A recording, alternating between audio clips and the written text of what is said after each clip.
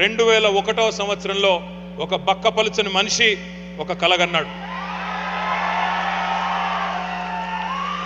ఆ కల తన కోసం కాదు, 4 కోట్ల మంది తన ప్రజల కోసం కన్నాడు.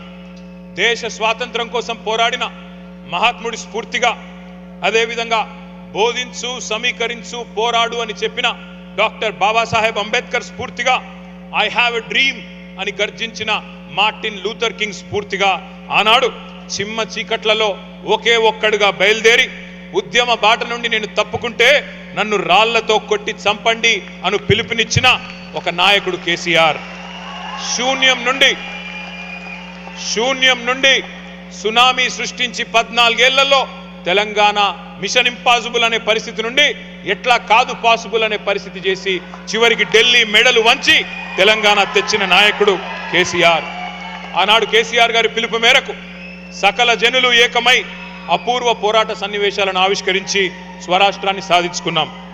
ఆ ఉద్యమంలో ప్రవాస తెలంగాణ బిడ్డలు, వివిధ సంఘాలు కదం దొక్కారు. వివిధ నగరాల్లో, వివిధ దేశాల్లో, విదేశీ గడ్డ మీద కూడా జై తెలంగాణ నినాదాన్ని వినిపించారు, మారుమోగించారు పోరాటాన్ని. మీ పోరాట స్ఫూర్తిని మళ్ళీ ఒక్కసారి గుర్తు చేసుకుంటూ మీకు వందనాలు.